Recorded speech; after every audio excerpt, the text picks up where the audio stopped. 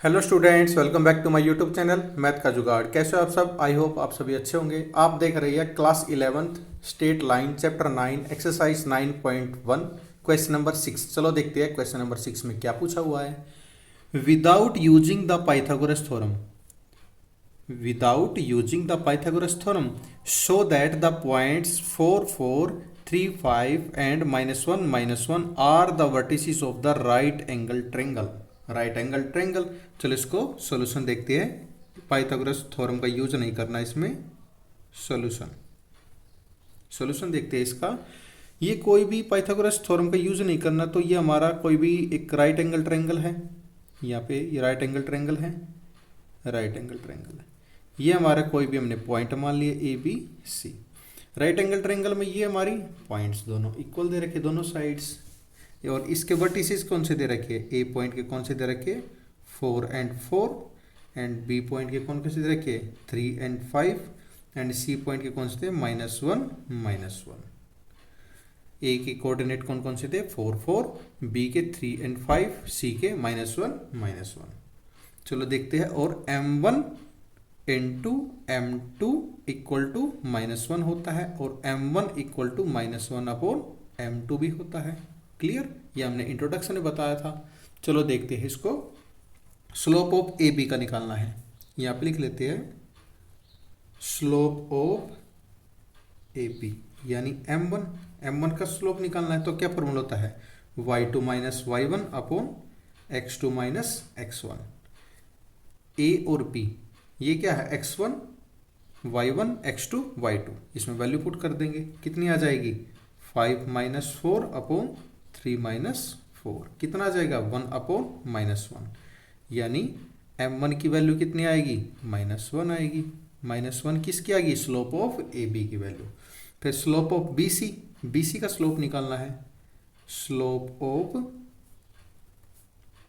B C का निकालना है m2 की वैल्यू कितनी आएगी? इसमें भी y2 - y1 upon x2 - x1। इसमें वैल्यू पुट कर देंगे। -1 -5/-1 -3 कितना आएगा? -6/-4। माइनस से माइनस कैंसल, 3/2। यानी m2 की वैल्यू कितनी आ गई? 3/2।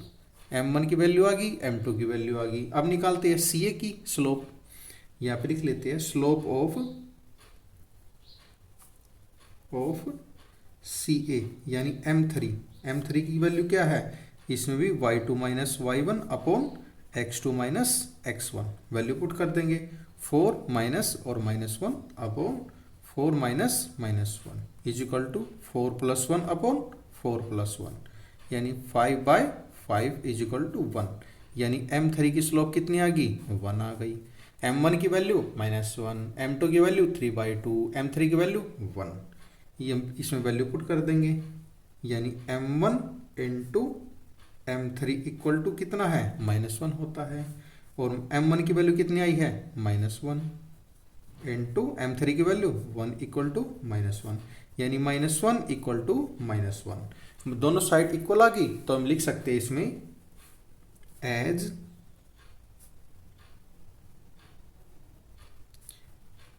Multiplication of two line slope is -1, so they are perpendicular each other। तो लिख सकते हैं कि हमने हेंस प्रूव कर दिया। Hence proved. आई होप आप सभी को ये समझ में आएगा। अगर आपका कोई भी डाउट है तो कमेंट सेक्शन में कमेंट करके अपना डाउट क्लियर कर सकते हैं। चलो देखते हैं नेक्स्ट वन, क्वेश्चन नंबर 7। चलो क्वेश्चन नंबर 7 में क्या पूछा हुआ है? Find the slope of a line का एक स्लोप फाइंड करना है which makes an angle of 30 degree with the positive direction. इसने बोला है with the positive direction of Y axis के हैं और पॉजिटिव डायरेक्शन है। मेजर्ड एंटी क्लॉकवाइज है। Very simple question. चलो इसका सॉल्यूशन देखते हैं। सॉल्यूशन, ये हमारे पास X axis and Y axis दे रखी है। ये हमारा एक्स एक्सिस है, this one Y axis, this one X dash and this one Y dash, this one हमारा ओरिजन है। ओरिजन है तो ये ओ पे 0 0 इसके कोऑर्डिनेट होंगे। क्लियर। ये बोल रहा है कि इसमें वाई एक्सिस पे है और पॉजिटिव डायरेक्शन में है। पॉजिटिव डायरेक्शन में ये क्या है, ये हमारा 90 डिग्री है, ये हमारा राइट एंगल ट्रायंगल क्योंकि इस पे परपेंडिकुलर है। और ये बोल रहा है 30 डिग्री है, यानी ये एक पॉजिटिव है और वाई एक्सिस पे है, यानी कितना है ये हमारा 30 डिग्री है, 30 डिग्री। और ये क्या है, ये 90 डिग्री है, राइट एंगल ट्रायंगल है।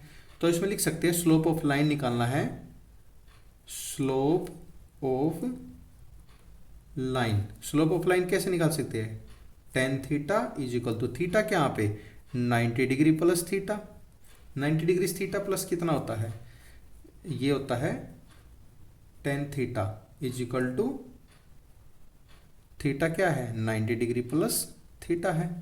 और m is equal to tan 90 plus theta, 90 plus theta क्या है 30 डिग्री है।